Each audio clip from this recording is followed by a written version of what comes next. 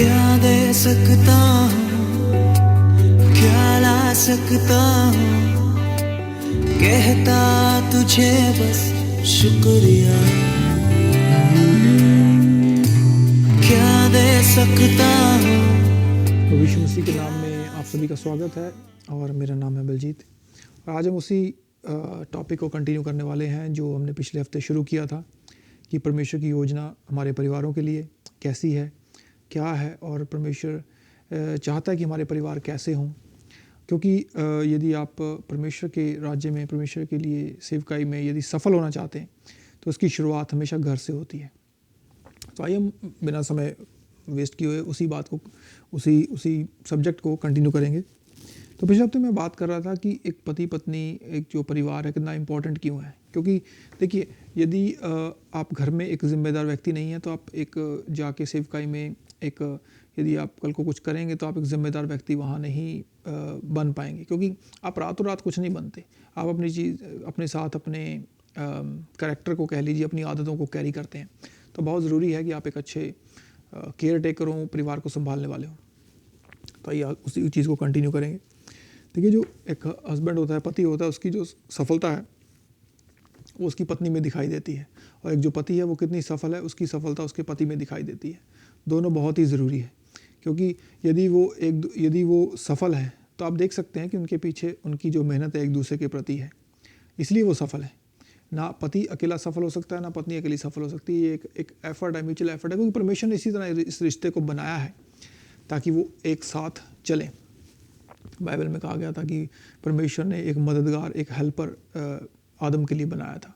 तो पत्नी है जो वो एक हेल्पर है अपने पति की, उसकी हेल्प करने के लिए। चाहे किसी भी, यदि वो बिज़नेस करता है तो उसमें हेल्प करने के लिए, यदि वो काम करता है उसमें हेल्प करने के लिए, यदि वो सेवकाई में है तो उसको हेल्प करने के लिए। हेल्प कई तरह की होती है। उसको एनकरेज करना, उसको प्रोवाइड करना, उसके अपनी ड्यूटीज़ को खूब निभाना ताकि उसका जो हस्बैंड है वो चीज़ों पर कंसंट्रेट कर सके। ये एक दोनों तरफ लागू होता है। पति के ऊपर भी रिस्पॉन्सिबिलिटी है। तो एक दूसरे की जो सफलता है उसमें एक दूसरे का हाथ होता है, पति और पत्नी का। एक बार प्रभु के एक दास थे, उनसे किसी ने, वो किसी मीटिंग में थे तो उनसे किसी ने पूछा किसी और भाई के बारे में। तो उन्होंने पूछा कि सर, आप क्या बता सकते हैं कि वो जो मसीह भाई है वो कैसा है, उसका चाल चलन, या कैसा है, विश्वासी वो कैसा है। तो वो सेवक ने जवाब दिया, कहता मैं नहीं जानता क्योंकि मैं अभी तक उसकी पत्नी से नहीं मिला हूँ।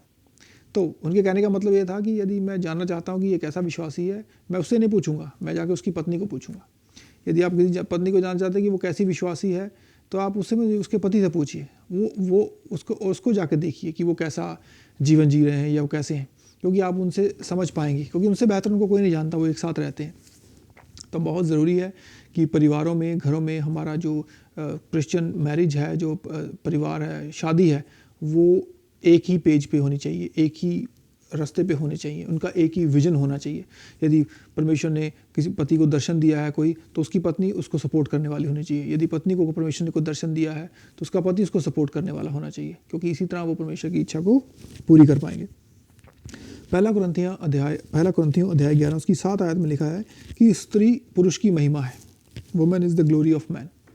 तो स्त्री पुरुष की महिमा है उसमें लिखा हुआ है, क्योंकि जब हम बाइबल में पढ़ते हैं तो वहाँ पे स्त्री और पुरुष लिखा हुआ है।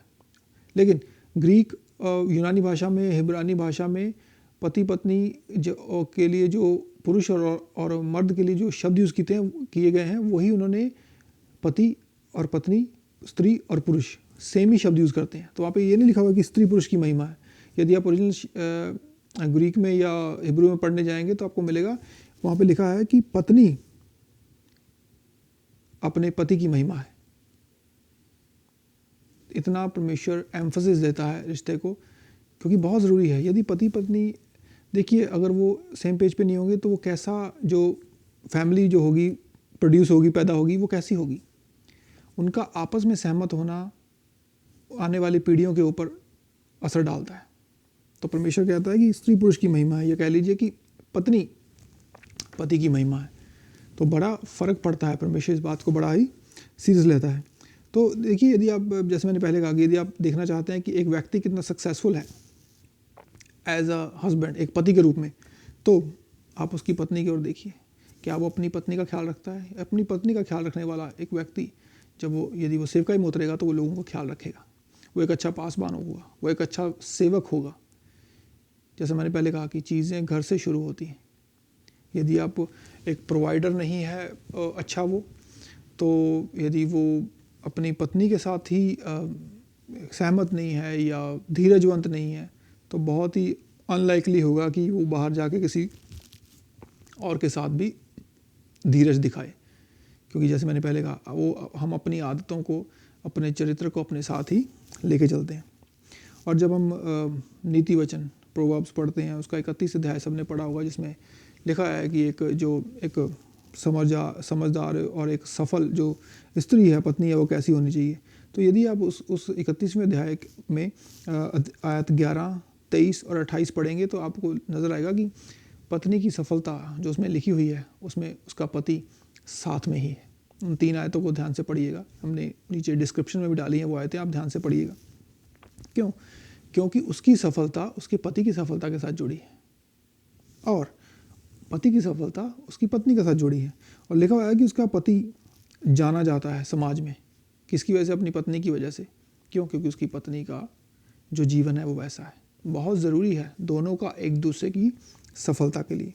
या ये कह लीजिए कि हम आज बात कर रहे हैं कि अगर पति की सफलता है, उसमें पत्नी बहुत बड़ी जिम्मेदारी निभाती है, और पत्नी की सफलता में पति बहुत ही बड़ी जिम्मेदारी निभाता है। दोनों का बहुत ज़रूरी है एक दूसरे की सफलता के लिए और परमेश्वर में बढ़ने के लिए।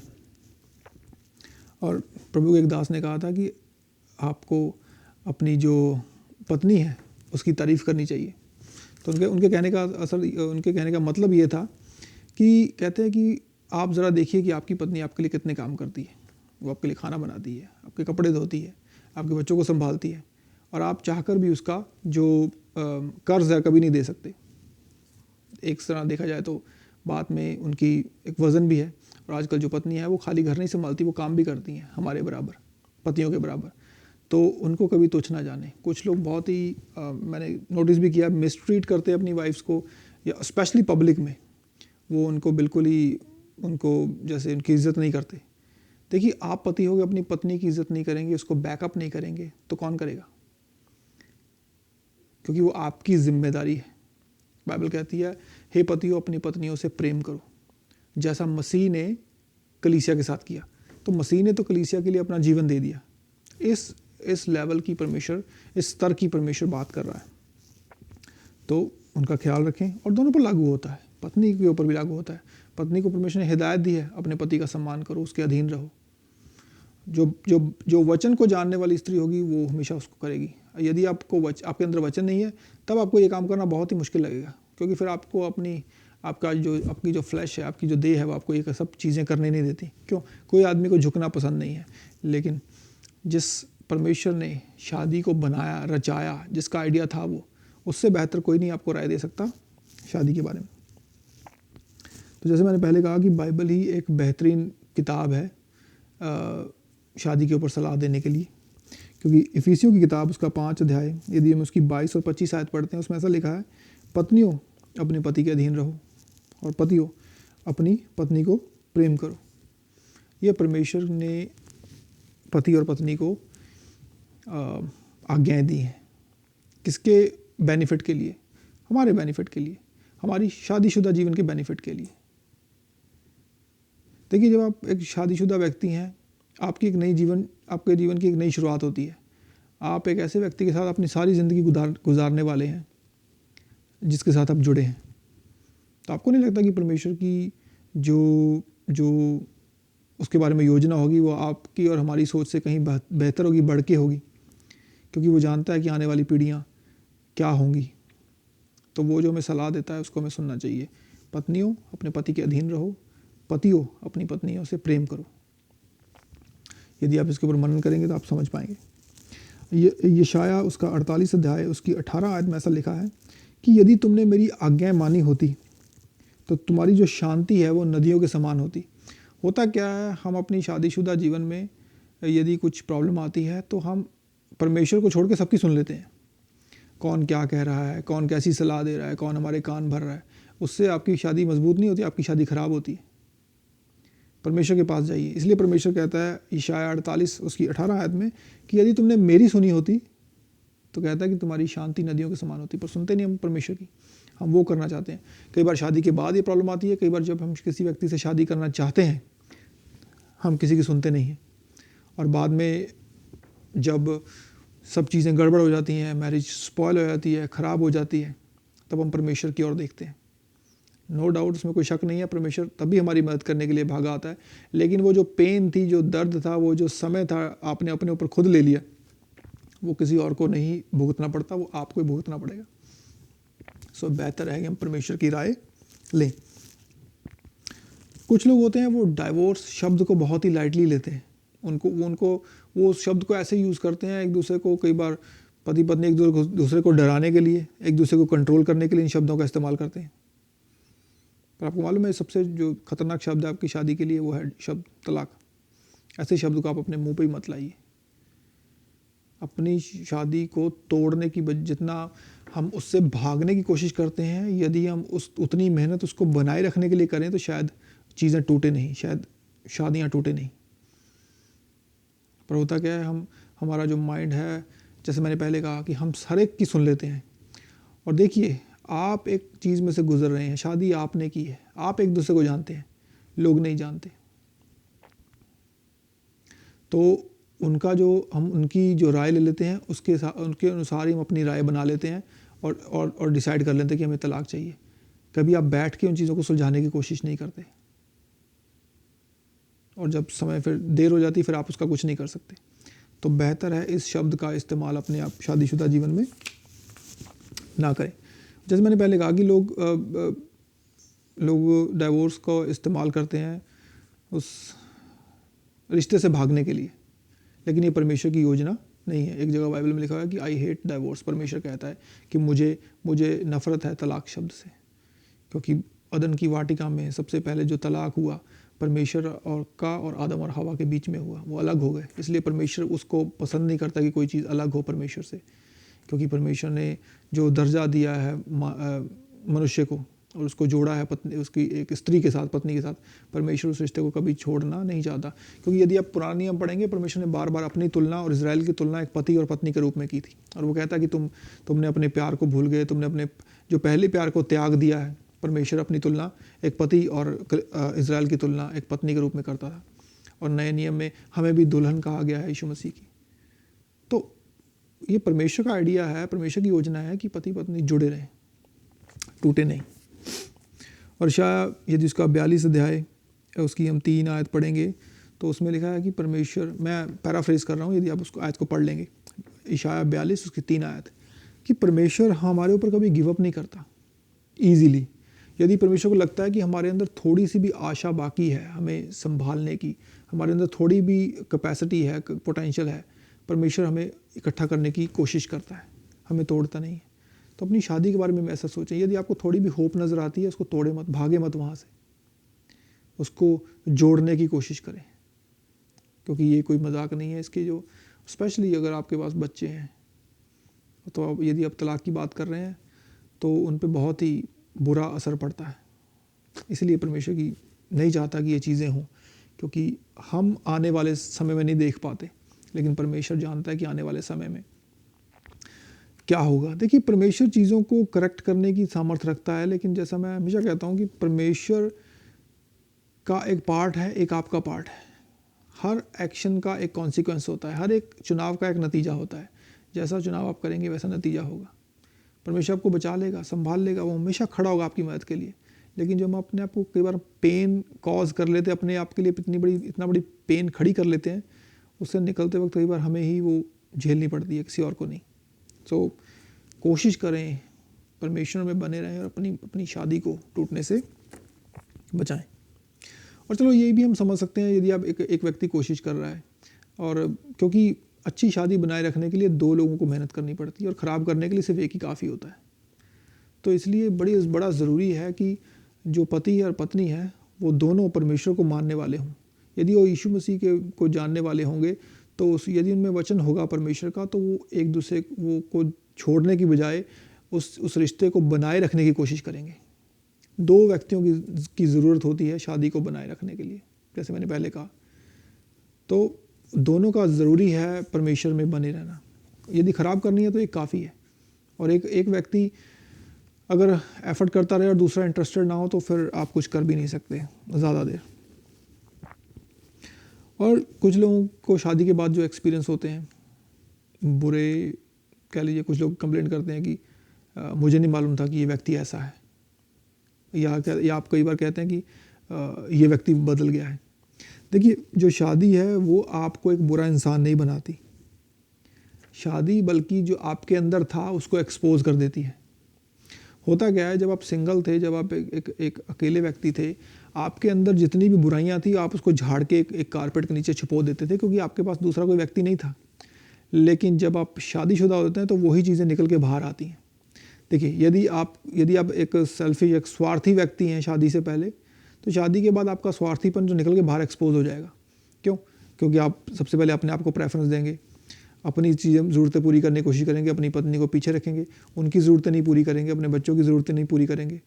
तो सेल्फिश आप बाद में नहीं बने, सेल्फिश आप पहले ही थे, पर वो शादी के बाद वो चीज़ें एक्सपोज हो गई, निकल आई बाहर। तो एक तो शादी आपको बुरा व्यक्ति नहीं बनाती। शादी के बाद जब हमारी जो इमेच्योरिटी होती है, हमारी कमियां होती हैं, वो बाहर निकल के आती हैं। तो वो कह लीजिए कि एक तरह से शादी हमको एक्सपोज कर देती है। लेकिन देखिए, आदमी मैच्योर भी ऐसी होता है, यदि हम जानेंगे नहीं हमारे में क्या कमी है। देखिए, कोई भी व्यक्ति जो जब शादी करते हैं वो यंग होते हैं और वो सारा कुछ नहीं जानते। धीरे धीरे धीरे धीरे यदि वो परमेश्वर के वचन में बने हुए हैं, एक अच्छी सही शिक्षा को अपने अंदर ले रहे हैं, परमेश्वर के वचन को अपने अंदर ले रहे हैं, तब वो मैच्योर होते जाएंगे। गिरेंगे, गलती करेंगे, लेकिन मैच्योर होते जाएंगे। लेकिन यदि आप परमेश्वर को भी काम नहीं करने दे रहे हैं अपने जीवन के अंदर, तो बहुत मुश्किल हो जाएगा। क्योंकि फिर जो कह लीजिए कि यदि आप डॉक्टर को अवॉइड करेंगे तो फिर आपका इलाज कौन करेगा। तो परमेश्वर के वचन को यदि आप अंदर नहीं आने देंगे, उसका डर भय नहीं मानेंगे, तो फिर आपके जो रिश्ते ख़राब हुए हैं उनको सही कौन करेगा। आप परमेश्वर को अलाउ ही नहीं कर रहे हैं अपने जीवन में आने के लिए कि आपके जीवन के ऊपर वो काम कर सके। तो बहुत ही ज़रूरी है। तो आप कितने इमेच्योर हैं और सेल्फिश हैं आपको तब तक नहीं मालूम पड़ता जब तक आपकी शादी नहीं होती।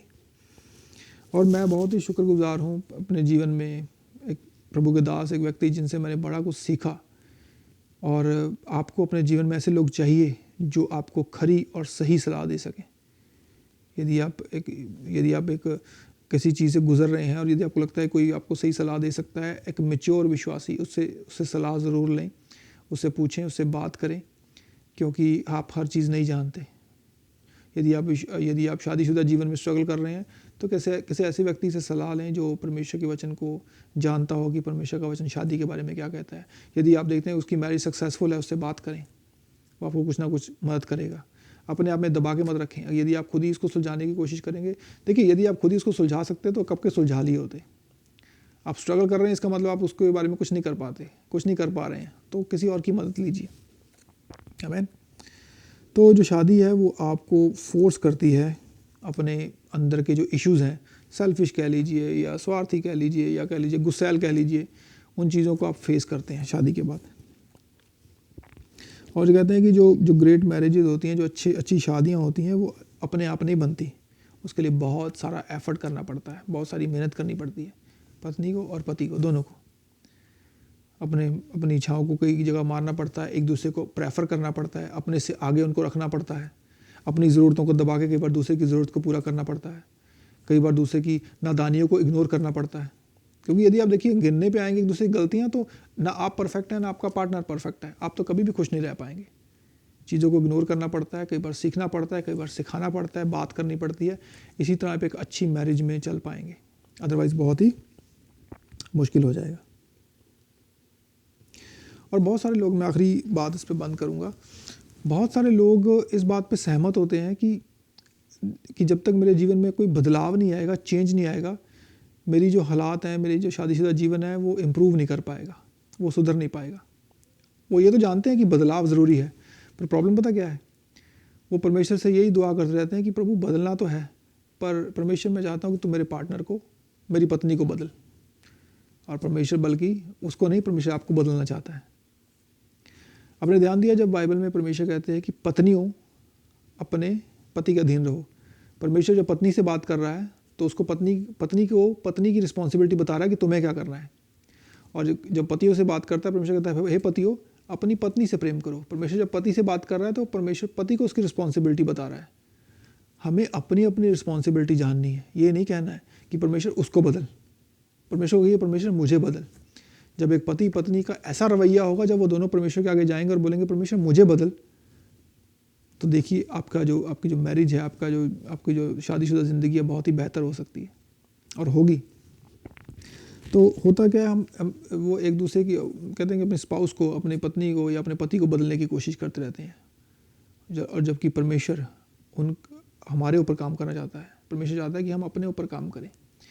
यदि मैं अपनी पत्नी को प्रेम करूँगा तो मेरी पत्नी को मुझे अपने अधीन करने के लिए ज़रूरत नहीं पड़ेगी, वो मेरे अधीन रहेगी, क्योंकि वो जानती है कि मेरा पति मुझसे प्रेम करता है।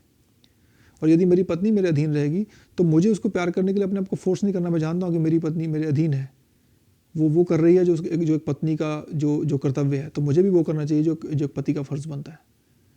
तो यदि आप अपने ऊपर काम करेंगे और परमेश्वर में बने रहेंगे तो आपका जो जीवन है वो आपके इस वचन के अनुसार, परमेश्वर के वचन के अनुसार बिल्कुल सही रहेगा। तो मैं आशा करता हूँ कि आप सब ने आपके इस वचन से आशीष पाई होगी। मैं ज़्यादा चीज़ों को कॉम्प्लिकेट करने की हमेशा कोशिश नहीं करता हूँ। मुझे लगता है कि मैसेज सिंपल होना चाहिए, सादा होना चाहिए, ताकि हर एक व्यक्ति समझ सके। ठीक है, मैं कोई एलोकेंट स्पीकर नहीं हूँ, लेकिन जो परमेश्वर की बातें हैं उनको मैं सीधा प्रेजेंट करने की कोशिश करता हूँ। तो मैं आशा करता हूँ कि आप सब ने इन चीज़ों से कुछ ना कुछ सीखा होगा अपने, स्पेशली यदि आप शादीशुदा व्यक्ति हैं, यदि आप शादी करने वाले हैं, सबके लिए इंपॉर्टेंट है ये चीज़ें। एक लाइफ लॉन्ग जर्नी है, प्रोसेस है। जैसे हम परमेश्वर के साथ हमारे आत्मिक जीवन की दौड़ है, ये ख़त्म नहीं होती, हम रोज़ कुछ ना कुछ सीखते हैं। वैसे ही हमारा शादीशुदा जीवन है। It's not easy. किसी समय जब मैं भी अनमैरिड था मुझे भी लगता था कि ये ईजी होगा, पर नहीं, आसान नहीं है। पर यदि आप परमेश्वर बने रहेंगे तो आप अपनी शादी को एक अच्छी शादी बना सकते हैं। आमीन। सो मैं विश्वास करता हूँ आप सबने आशीष पाई होगी। प्रभु आप सबको आशीष दे, बरकत दे। God bless you.